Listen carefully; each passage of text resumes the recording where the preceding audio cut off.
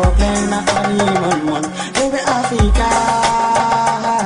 Hayo yam yo hayo yam ye hayo yam yo hayo yam ye hayo yam Rebe Africa nyarama on nyarama Assalamu alaikum bandiraɓe yeeɓi yankoɓe Pini TV caggal jettuɗen Allah juule Mouhamadou Thioubara ɓuuɗo windede jetti jinnaɓe men en juurima papa men wasil men Nouridina Hamad Aliou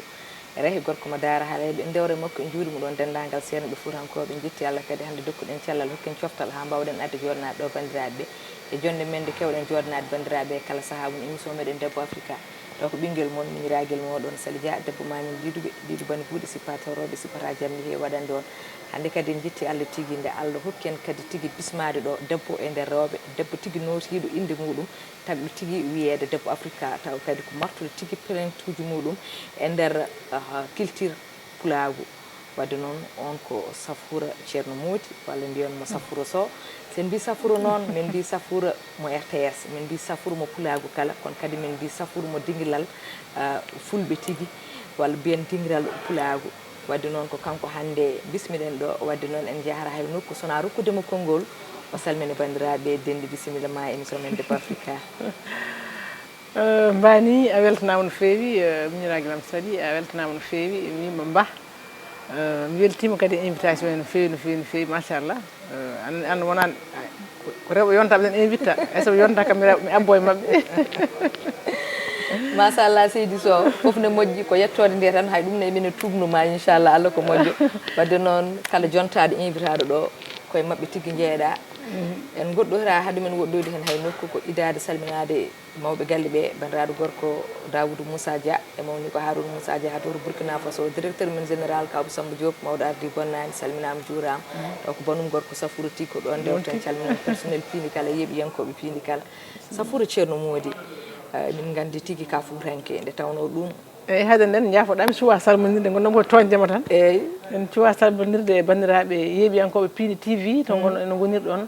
e Dune Baba Adama nde onon kala on calminama on juurama on beltanama no feewi weltade tan e artude Pini TV gono Pini ko wiya Pini ko yimɓe fof ndendi kadi machallah ko fini kono waɗi fayida kadi fruit ji jaltoji hen ɗi fof yimɓe puɗɗima yiide bandiraɓe ɓe fof puɗɗima yiide ɗum no hannirta ni en mbi on toon en jokku golle machallah allahumma amin Seydi Sow wonni min bellam no feewi mi artema Safura Sow so wiyama Safura Sow hande wiyetake beela ka pullo ɗum yimɓe fof ne gandi ɗum kono horo Safura jeeya e guure meɗen Fouta caggal nde gonɗa Foutanke kadi e parcours Safura seeɗa horo Safura janggi ha wawi hebde bague muɗum ha hande yetti ɗo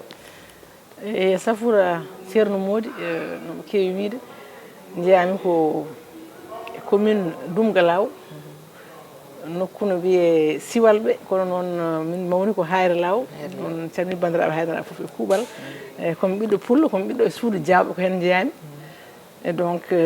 janggumi ko Hayre Law école 1 mo Hayre Law ɗo mbami école primaire caggal ɗum jaami Dakaru janggumi toon collège mbami toon lycée donc j'ai fait lycée Limamoulaye ɗon kemi bakam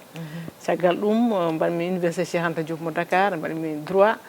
mbaɗmi duuɓi ɗiɗi droit ummitimi toon mbaɗmi concours CESTI concours école jaydiyankoɓe o mo ganduɗon CESTI donc toon mbattidimi toon kemmi diplôme aji am kam to banggue jaydiyankagal ɗon keɓɗa diplôme aji ma e banggue jaydiyankagal Safura emin gandi ni won rewɓe idiɓema wadde journalisme kono a tant que tan debbo tan pullo jooɗoto tan ene waɗa journal Pulaar walla ene waɗa émission ngaji fulɓe koye ma min guidi teskitade ɗum holko tagui nde jangguɗa nde ha keɓɗa bague ma ala to haqqille yeehi hay nokku sona jaydiyankagal en tant que debbo eyyi min Sali gueɗe mbiɗe famde sa wi keɓiɗe jangga primaire so maître am wi kam holko goto foof ko yiiɗi wonde tan mbiyami komi journaliste on saaha mi andani komi journaliste mataw Allah longuinam ɗum tan Allah ƴeŋdi konngol ngol kemi bac caggal ɗum j'ai fait le concours mbimami ni CESTI Allah waɗi ɓennumi on était presque ujunnaji ɗiɗi neɗɗo waɗa après sélectionné ko 168 ɓen kadi mbaɗa sélectionné sappo e joyi ƴetta jeeyami nder hen ko bac tan kadi joguinomi mataw ko fartange tan chance ko wiyete ko kono wona kam gandalam walla toon ɗon joguiɗo bac kam jogui hayso ko jogui gandal ne kam c'est limité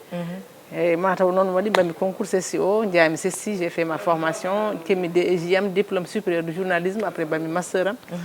kemmi maîtrise am en journalisme donc kono noon ko kalɗa ko sen garti ko kalɗa ko mi yetta tan kam école sénégalaise kasmin ko pur produit école publique mi meeɗa rewde privé par ce que min babam ko ceernajo jangguita ko Qur'an jangguita ko sharia min ganda école no feewi kono babam noon ko jiɗɗo jangde ɗi ko debbo gorko foof o jangguini Qur'an eɗen mbiyamo yurme moƴƴere Allah e makko yurmede Allah e makko kanko e dendagal mayɓe julɓe on neɗɗo jiɗɗo jangde no feewi ɗi ko kam wiyete ko mo caɗiɗo janggude kono mo jangguinani hen on ala est ce que eyyi woodi hen noon ko ɓuuri hewde ko banggue Qur'an to minen noon mataw minen ɓoccitiɓe min payi banggue école to et donc ko noon kono ko faati ko kalɗa ko somi arti e namdal ma to banggue pulagu min komi ɓiɗɗo pulo a haali donc taw mum nena mbamno kala pular jibinami ko ɗo jibinami ɗo ko collège noon à partir du collège kam Dakar mbanmi kono noon waylani sa heeɓi éducation de base ma andat hoorema donc ko ɗum tan panori ne gadmi collège ha lycée mbiɗa naati mouvement ji pelle pular tan no gandirɗa fedde fulɓe donc mata ko ɗum waɗi kam hankadi ha ƴettumi goût o j'ai pris goût à ça donc université kadi mbiɗa jeeya kadi e je suis pas membre fondatrice par ce que OPEL kam ko guila 1992 hecci amen association universitaire pour la promotion de la langue pular minen Ama Tidiane Fall en Aliou Sall en on directeur état civil hande machallah hilfaɓe mawɓe joni e leydi he c'est mon cousin voilà minen gonduno toon machallah Aminata An en Puma e woɗɓe waɓe noon Habi Sidi Ba en ma jumelle somi limti tan mi juumat minen joguino mouvement vraiment OPELPO to banggue rewɓe to min mbaɗen conférence uji min mbaɗa hen fina tawaji min mbaɗa journée culturelle pular min ñanto min mbaɗa cosaan amen ko nandi hen komi tergal également e tabital pulagu Sénégal yidde guenniyankagal ngal tan tawɗen ɗo kadi mawniraɓe meɗen ko wayno hamme Amadou Ly en e ko nandi hen vraiment yimɓe guenniyankoɓe kadi machallah wadɓe fayida e horsinnoɗe ɗum kadi Elage Tidiane An hay so tawi min gurdani ko juuti par ce que no keeɓi bakne ko nden o yeehi itte jomum e donc ɗum waɗi sama gandumi kadi neɗɗo kadi a dañani ko ɓuuri ko gonɗa ko a dañani ko ɓuuri leñol ma a dañani ko ɓuuri ɗemgal ma kadi ko to ƴellitiɗa fof tawi a ƴellitaki ko gonɗa koye ɗemgal ma neniwal ngal way kono ina heddini kadi ko hammeli heewi wiide ko yaaɗen école ko janggode kono en porsaka en kal ngal ɗemgal walla ngal ko technique aji ɗi jangguiten technique aji janggaɗi e français woni journalisme woni reportage billet commentaire et tout ça là ne wawi wattede ɗemgal pular gonga yo mbaɗmi stage am ko APS agence presse sénégalaise calminen bani men gorko ceerno Amadou Sy kanko gonno directeur joni machallah caggal ɗum ko RTS donc hande ko école privé ko hande ko privé non public tan public jeyɗen min jettoy toon hadde men yettade ɗon won ko kalɗa e nder haala ma c'est très important so wiyama hande ceerno Mody yarham makko ko ceernajo mawɗo e nder diwan moɗon eɗen kewi yiide ɓiɓɓe seeran men nden mbiyanno ko école en harmi walla jangguitaɓe mumen te an haali nder haala ma mbiɗa kala ɓiɗɗo mo dañi sona calliɗo janggude kanko omo waɗa sabunde pour sababde jangguinde ɗum holko waɗi noon beele ko culture général hokkimo ɗum walla holko hokkimo ɗum ko ganduɗa ko haaɗi heddiɓeɓe ko famde ɗum kanko o faami ɗum kanko o jinnaɗo eyyi kanko de min tawi kam ko vraiment ko tanum noon waliyaɓe Allah taɗiraɓa fof ko jangguɓe kam ko waliyaɓe machallah tugnorteɓe kono min gandi kam ko neɗɗo kadi joom hakkille kadi mo jiiɗi gandal kala to tawɗamo jooɗi ganduɗomo foof mais a tawa ɗum hippi deftere ko hippiti tan omono jangga Qur'an walla omo jangga hadis walla omono jangguina yimɓe walla jooɗiɗo sara makko foof ko éternel enseignant tan no mbiyanmo ko noon tan jomum Allah sifiri ɗum et donc ma ko ɗum yiiɗi jogui amour vraiment gandal andi kadi gandal ko hunde naftore gandal kadi ko ganduɗa ko Amadou Hampate Ba wi ko ngaalu ngu ganduɗa aɗa wawi rokkirde ɗum haalaɓa ha wiye ceer tawa haydara yahananima hen et donc ko ɗum taki mata ko ɗum tan waɗi noon donc kanko o idéologie makko o fayani to wiide debbo janggata walla debbo walla wattani kanko pour neɗɗo ko neɗɗo tan Qur'an a janggat école a janggat par ce que neɗɗo ka poɗɗo janggude ka cukalel ka poɗɗo janggude min janggat duɗal Qur'an 5 heures du matin min pindinen almuɓeɓe foof ni min jeyno so min janggi ha 7 heures min ɓufto kadi min paya kadi école kono noon min mawdiri ha kadi haala min jeehi Dakar machallah wadde ɗen mbiya tan yo Allah hebbino hono makko minen gollude Allah waɗa toon yurmede Allah e makko kadi barke makko keddo e meɗen tigui inchallah Safoura ceerno Mody a haali ɓe mbaɗɗa formation ha jettiɗa hande kala ganduɗomo e banggue journalisme anduma ko banggue RTS holno Safoura natiri RTS Safoura de ko ɓi ceerno Mody donc ceerno Mody kañum andi tan ko deftere mum e guesa mum donc wona neɗɗo ko annama suufiyanke seeɗa wona neɗɗo jokkodiraɗo walla jottodira walla bawɗo wadde lijjidde wona gueɗe eyyi min paari tan min won hunde fof noon wonɗo rewata machallah sohna Mariam mi yettama au passage sohna Mariam jom suudu ceerno Saydou Mountaga Amadou Mountaga cheikhul imam ko mawnam ko sehilam mi jaltumi école nde mi waɗi addi kayitaji am ceci par ce que ceci c'est une école mo ganduɗa kam c'est reconnu machallah et donc école état sa pari toon ko professeur uji ma bindantuma ɗum ɗo demande stage nawa donc ina haasi jaltuɗo ceci so ari RTS tan ko ƴettete kam d'office banggue stage o mi woni toon duuɓi hitande duuɓi ɗiɗi ɗum ko stage pédagogique nde gasnumi kemi diplôme am noon mbarmi toon kadi mawde hitande fawde avec mon diplôme quand même machallah avec ma mention et tout e dara gasani sohna Mariam noon on saw haalade biyeteɗo am Tidiane wonno ministre de la culture oui min mi jogui mi nana RTS sana janggi elle est sortie d'une bonne école mo heeɓi diplôme aji makko kono ronki tan yo ƴette e ono noddi Babacar Diagne on saha wonno DG o wimo an metti wallude kay komo ala diplôme walla mo janggani kono o ngel ɗo cukalel walla ɗum ƴetton ɗum toon ko ni tan yaari haaɓe mbaɗi kam contrat ha keddimi RTS machallah mi jettamo au passage vraiment neɗɗo ubbata nema sa ubbi nema tan a waɗi ko fewani donc voilà min calmini min jettiɓe au passage ko noon yaari garmi ɗo noon hankadi ni tan natimi RTS mbiɗa waɗa mes reportage en français mbiɗa waɗa mes reportage kala no jami reportage on kala ne mbanmi interview en français somi paari tawi neɗɗo o mbiɗa faami wonde ko ɓiɗɗo pullo mi wiyamo ewa ko kalɗa ko mi lance mo question mo jiyano nden jomum waɗa ni pular technique mais c'est terme technique la mbimi technique ala haal pular tan ko ɗemgal mi waddi noon heewɓe par ce que adan ɓe jaɓatano haalde nde wonno kadi soɓe kalini ɓe garano ɓe kuccini ko oftan watteno somi waɗi papier am français ha pat mi waɗa papier am pular mais somi monti français mi monta pular mi totta Moutar Bey en e on saha woto Barka Ba en Boubacar Ba en ɓeddina reportage Safuro Sow nana danam ko ni ardi mbaɗonɗa ko reportage aɗa yahat arta hande ha yimɓe jiima e nder dingiral pulago holno fuɗɗori kadi holnde fuɗɗi par ce que minen kam min pintan min jii ɗum yama dingiral pulago on l'a démarré en 2010 e dingiral pulago noon ko directeur uji RTS mbaɗi réunion ɓe mbi émission to kala to ɓe jeehi émission pular ni no wodno kono yimɓe ene jiiɗi vraiment émission ngaji pular ɓeydo nde wonno diaspora eɗen gandi machallah leñol men ne yaaji no heewi to ɓe jeehi fof ɓe calme ɗum ɓe mbimi noon ɓayde anan waɗa reportage pular et puis ka journaliste professionnel pourquoi pas kadi min jiiye ma aɗa yiiɗi pular aɗa yiiɗi pular prend une émission dingiral mbaɗa créé émission pular mbaɗmi émission noon mbaɗmi yo inde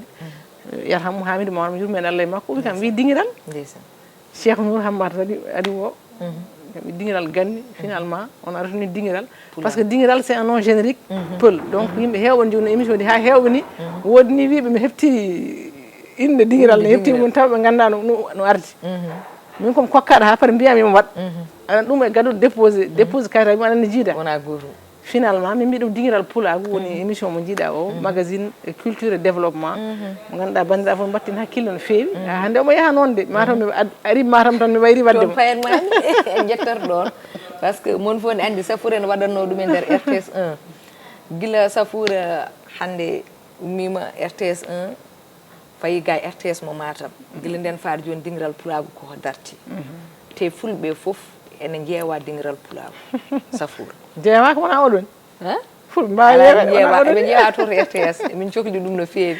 holno mba peeje beele aɗa jogui peeje walla hollo yiyande beele dingiral pulago ne wawa artude RTS no wonirno dingiral artat inchallah joni dingiral e mbadi kesit pul inchallah et donc nde gommi RTS nde mbaɗa dingiral ha en 2012 de président Macky Sall laami j'ai retrouvé le cabinet de Mamadou Talla en tant que conseiller technique en communication dartaki kono no watti lelde seeɗa hankadi temps o natti hewde kono kam mbiɗa wadde hen saha fof mi ara mi waɗa saha fof kadi mi ara mi waɗa saha kadi mi wayra noon ha gartumi RTS kalfinami ɗemɗe guendiji j'étais chef de service chef des langues nationales mbaddumi hen mawno hitande halla waɗi antenne RTS 5 Matam uddita e Kissa Racine Talla jettemo au passage ko directeur am général moƴƴo baɗɗo fayida waɗimi toon noon chef département chargé des programmes ko to min woni ma nduuɓi ɗiɗi joni emin mbadda hen wiya noon ko ɓeydade ɓattade renndo ngo ha hande ko ken ɓattinoɓe renndo ngo ga kadi ɓeydone ɓattade renndo men nde wonno ga kam woni fuutanke 100% kono gani emin mbadda hen emin mbaɗa on a beaucoup d'émissions partuɗe ɓamtare partuɗe fina tawa partuɗe vraiment environnement et tout santé éducation e foof taw koye ɗemgal pular to RT5 Matam ɗo machallah ɗum si a félicité Safoura nde tawno so neɗɗo fuɗɗima e goo omo ngabba ɗiɗi tati a fuɗɗinomo e reportage aɗa tottama émission poɗɗon dingiral pulago a waɗi ɗum dirigé pendant des années a ittimo toon a waɗama chef département a ittama Dakar a fanama ga e Matam ɗum ko yettere Allah ɗen ñaago Allah kadi yo ɓurɗo ɗum kadi ko liggey mo ligganiɗa hoorema e Safoura e a tant que hande debbo kadi ɓoyɗo e jandiyankagal eɗen gandi hande jandiyankoɓe rewɓe nden ɓe kewani kon joni ɓuɗɗima hewde e parcours mo dewɗa ha jettiɗa ɗo holko mbattaɓe conseil tan hol patience walla holko neɗɗo wawi gollade hande waɗa prouvé ha wawa dañde ko dañƴa ko e mbiyamɓe tan yoɓe hotoɓe mbaɗa suffire tan e machallah an joni musoro ma no yooɗi robbo no yooɗi ɗon ɗene yooɗi machallah tu très belle alhamdulillah kono yoɓe jogo background wonko wone koye he so wa ɗum ko coquille vide wonata dogdo huɓere yahata kadi so neɗɗo wina jangna ɓe mbi ƴoƴe men jangga bindaji janggan leete yo leete woni bindaji donc yoɓe mbaɗa formé jaadiyankagal ne formé ɗo e leydi he machallah ndene ken nuɗɗitinoɓe e galano communication ɗum woni goytago Elhadji Tidiane anen goyenno hande foof sukkitima machallah eɗen jeeɓe partout émission ngaji pulaar ɓuuri wawde yeeɓede eɗen e média ji ɗi fof ene réseaux sociaux ji ɗi fof kono ƴeewen wadde en contenu ji moƴƴi ɗi ganduɗa bonnata fina tawa men bonnata vraiment valeur aji meɗen mbiyetede valeur aji pulago ganduɗa ko ɗum tan joguinoɗen sen perdi ɗum hanti en gasni donc vraiment min mbaɗa on félicité kadi vous êtes sur la très bonne voie kadi tinno ɗon no fewi surtout ano machallah yimɓe ne jeeɓa ko mbatta ko no fewi enen gandi waɗi professionnalisme ne waɗi vraiment avenir mbima ya jokku golle kadi mbasa change kadi hunde wasa duftadema nde wonno journalisme weeli aɗa andi journaliste hande a finat joni wona ɗo e Dar Halaye janggo mbiɗa ya ar ñalla États-Unis wona toon balɗe ɗiɗi garta Dakar ɓawa janggo mbiɗa ya Canada sa renaki tan an kandi bifte sikkata ma taw ko an hanti tawa anda ko gollal ngal tan namdi ɗum a ɓurani joni ɗo ɓe birtana jeeyaɓe ala ko ɓurɗa ɗumen yeeɓa kafe ɓe ala ko ɓurɗaɓe kono noon gartere hakkillaji min ganden ko liggey mbaɗen privilégié yeeɓoɓe en ɓe waɗoɓen suivre ɓe mbatten wadde star yagal ngal sa rondima ɗum tan sa renaki tan min ari ɗo Dar Halaye 2010 ɓe siftina émission avec Cheikh Nour machallah c'était une très belle émission ɗo e Dar Halaye ɓe gurdam Alhaji Mane Moussa e foof ɓe mbaɗnima ko sabareji accueil ɓe mbaɗi pucci ɓe mbaɗi buubaji kono ne mbaɗami émission nde ɗum foof mi ittu ɗum ha laaɓi plateau mo mbanmi o par ce que min je me dis que wona min woni star ko yeeɓoɓe woni star uji gonga monteur wi kam do defli mbimo a ittanam ɗum ɗum ɗo ko min mawninta somi felti mawnude so Allah felti mawnude tan mawnat gonga ko ɗum noon dimmi ɗum on conseil non kokkani dokkataɓe c'est très important Safoura so neɗɗo en yimani e télé minen koye amen nde min yiyanma e télé min kedde wonde sukaɓe no fewi ha joni komin sukaɓe gonɗen ɓuuri wonde hande en wawi taw manggu fuɗɗima nade seeɗa batti wiyede Mamma Sali noon a yawi ko Mamma Safoura manggu daari kono noon no neɗɗo yirata Safoura e télé ni so yi ɗum face à face il est tellement simple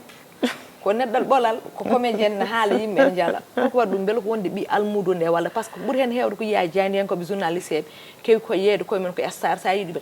saɗa salmini ɗumen sen calmituma ni ko probléme mi nehaki ndin needi nehimi ko needi almudagal wimi baba ko suufiyanke ko ɓuraniyanke ko sariyanke kañum ko ganduɗomo fof andirima ko simplicité a faami nehimi koye duɗal ñaami ko jelade almuɓe ɗum mawninimi o sakke bahal o sakkeɗa maaro ɗum gal fof yirinde ne waɗe borgoɗo aɗani on noon so wiide mawni kino woni tan ko famani ummitimi toon kadi garmi juuɗe Cheikh Nour Hammad jangguintuma ko simplicité jangguintuma ko diine ya yankino ya lesɗikino Allah mawninma ya jogo organisation gurnamma kadi ganda ɓuurani hay goto yimɓe fof poti Allah ɓuure Allah tan ko ɓurɗo hulde Allah o eyyi ko ɗum tan ndinne ɗe jiiɗa ne yaha ɗo hen ɗum taki min haydara biftakimi biftadima kadi sa wonde yimɓe ambiance belɗo o kadi welna gurdam haydara bonnata pijani ala gila ngada en piji eden jara eden jewta wallahi gonga ay ko non tan gonga sidi so mawni kinima en jottodira en nafodirta sen mbano non en mbata wadde émission parce que a susra wiide mi ara mbalen émission parce que tato en galani on relation anden ka neddo simple mbaɗa tan kono no mbiɗa mbami ni anden ko non tan mbaɗa jaram sidi so a weltanama machallah aɗa ñaago Allah tan yolde junno ɗum nde tawno ɓe mbi neɗɗo ko Allah heewi fewnude ɗum gonga neɗɗo tafto hoore mum kono peewo ko Allah tan heewi fewnude ɗum kadi koye jikkuji ɗi ganduɗa ko ɓurɗi e jikkuji jeeya simplicité tawno Allah subahanahu wa taala o sa mawnini hoorema mi famɗinma sa famɗini hoorema mi mawnuma mi ngabbinma ha dow kadi woni no mbiɗa ni a jibinama galle mo jibinɗa o ari kadi e juuɗe oɗo mo garɗa woni Cheikh Nourou Dine Hammadou Aliou Rahmone fof ne andi ko neɗɗo mo ganduɗa malgré maggama mo Allah hokki ɗum e gandal e dañal e fof e daraja kono hittanko noon ɓuuri famɗinirde hoore mum jippin hoore mum garɗo fof fija jalla yewta wowna yimɓe fof ha mo ganduɗa hay goto susata hulde ɗum ko noon e neɗɗo so suusima tan ma waw susde haalat ɗum haaju ma ma waw kadi kalɗo mbawɗa taw ɗum ma waw bifta ɗum guitta ɗum noon gatta ɗum e lawol Allah wadde noon foof koyngal ɗon koyngal dewɗen seydi Sow Safoura ceerno Mody hande aɗani RTS onon mbiɗani wonko joganɗon fulɓe ko tagui RTS keria ha wiya RTS Matam eɗen gandi en galano ɗum nden hande sen dañi ɗum en poti yettude Allah ko gonga fulɓe ne mbiya RTS 1 émission ngaji fulɓe ne manquiri on kono beele ɓe jejjiri nde émission ngaji fulɓe mbaɗi RTS 1 nden RTS Matam wodani so tawi yimɓe dañi RTS Matam tan ko guitel holko kalanta e bandiraɓe fulɓe programme on mo jogui ɗon RTS Matam kadi e jaɓɓal ngal jaɓɓoton ganduɗa ha fulɓe ɓuuri hen yiide koye mumen RTS Matam en jettat directeur men général jettat président Macky Sall nde wonno kanko woni foof ɓe mbi ko équité territorial kala kono yiite to guure tappamaji to woni capital uji yataw kadi ene yiite e nder région ngaji he e somin mbawi ummade Dakar min gari min pektama ga c'est pour montrer les gens sa yi kam joni mbiyatama ko Dakar gommi wallahi kono ko Matam gonmi yoɓe gandu Matam ne ko hen jeeya koye Sénégal jeeya banggue goɗɗo koye Sénégal jeeya Casamance ko noon partout ko noon et donc so en mbaɗanama moyen ji tan no liggoriɗen tan en liggoto ko wona ɗum ko programme RTS 5 Matam somi arti hen ko programme muji baɗɗi fayida goni toon adda ɗo ko yimɓe professionnel en kadi min mbaɗi kadi casting kadi ganduɗa sukaɓe machallah wawɓe ko mbaɗata ko kadi nan toon e tawanoɓe e radio he guila hanki ko wayno Amadou Aliou Sy en ko wayno Mamadou Moussa en woɓɓe waɓe noon et donc ɓinguel leydi Aliou Tare no waɓe ɓen foof joni e sukaɓe tokosɓe ɗon toon sukaɓe rewɓe janggoɓe jaydiyankagal hay so tawi wona école aji mawɗi en tout cas ko yiɗɓe ɗum nana mbaɗa ko mbawi ne mbaɗa jewte no mbimami nani ni jewte environnement santé éducation vraiment kala kono programme télé wayanno programme RTS 5 Matam wayno min goni noon ko TNT canal 23 jiɗɗo amen yebde fof walla Facebook jewte diine kadi nan toon machallah galleji diine duuɗe men e gueɗe baɗe noon goɗɗe hay machallah ne waɗi kadi Matam show ganduɗa ko des trucs talk show waɗa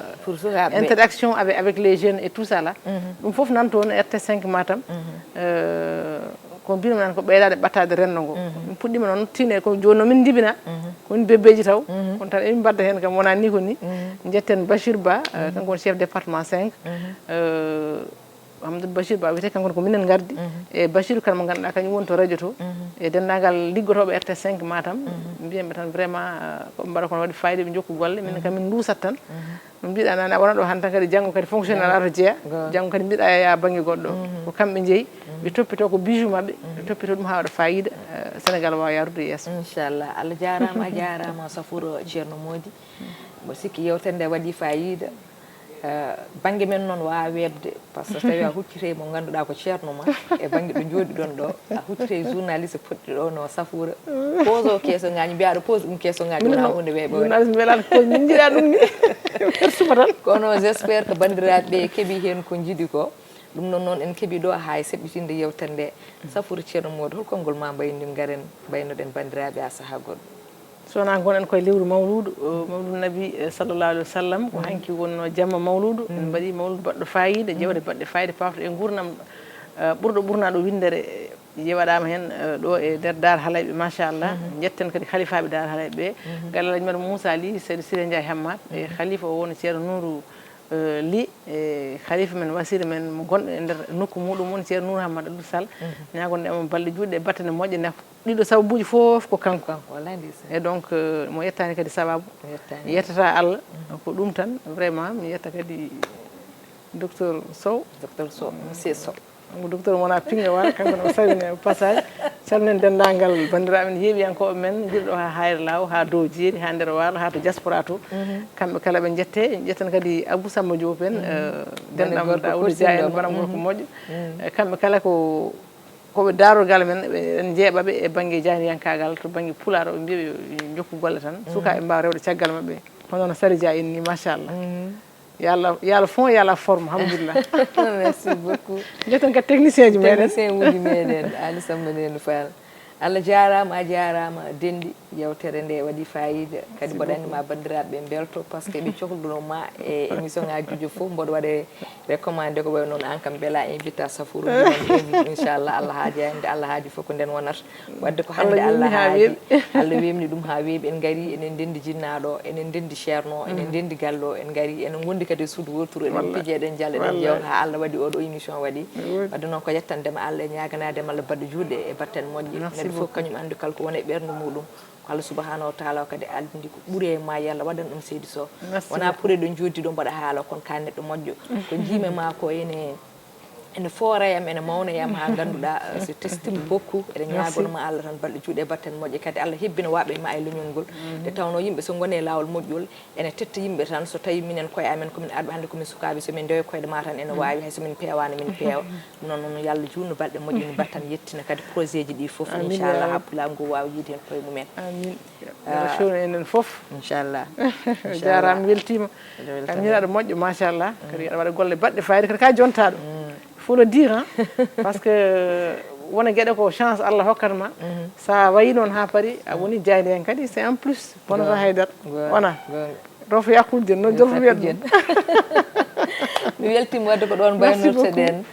no jiiruɗomo ni ko noon wayi ko comédien wonata koye jalnude min wadde wima rofo yakkul jeen wadde noon eɗen mbiya bandiraɓe tan kala ko feewi yewtere nde ko Allah subahanahu wa taala ko ngakki fof ko enen ko wonani ko ɓurani meɗen en calmini bandiraɓe heeɓiyankoɓe guila ɗo e leydi ndi hay caggal leydi ndi surtout bandiraɓe wonɓe banque diaspora o eɗen gandi ko pindi tigui yewtaɓe koɓe yeeɓo ɗum jamma ñalawma sikka kiyiɗe en beltanimamaɓe en jetti kadi hande Allah en jetti les hommes de l'ombre woni kewmi wiide ni ko enen jiiteɗo eɗen jooɗi eɗen darni misoraji meɗen walla eɗen mbaɗi maquillage eɗen jooɗi kono golle pewɗe ɗe jubbuɗe ɗe eɗen joni puudde ndi noon guila puudde Safourou Sow nde puudde Sally Diagne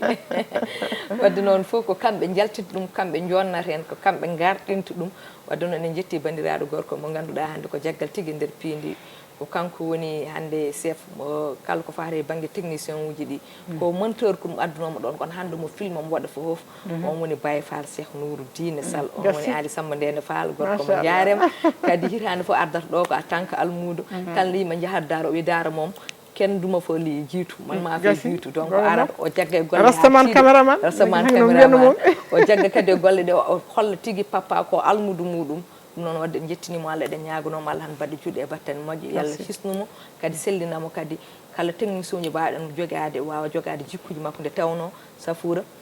e mbi yiiɗi taw wawa ɓuuri wawi taw yiiɗa omo yiiɗi kadi omo wawi kanko Allah waɗinimo ɗum omo laaɓi reedu liggotoɗo ha 2 heures du matin 3 heures du matin nder entreprise ko yidde kono wona contrat joƴƴuɗum wona contrat tag ɗum wadde ɗum ɗon wadde noon en jettimo kanko hande jogini en kaɓirɗe ɗe Ali Samba Ndene Fall Allah jarama a jarama kono noon kadi miñiraguel meɗen ene duusi meɗen on woni ñeño moderne walla mbiyen Moussa Nia gorko mo garli enen kanko gummiɗen kadi guila Dakar ha ɗo en jetti Allah kadi wadde en jettini bandiraɓe fo Allah kala ko fewi yewtande Allah subahanahu wa taala ko ngakki foof enen kono wonani ko ɓurani men ko kewɗen wiide ni jaam dow jaam less jaam ɗo hakkude jaam ɓoltan duumen Allah jarama on jarama merci so ko plena alimon mon rewɓe Africa hayo yam yo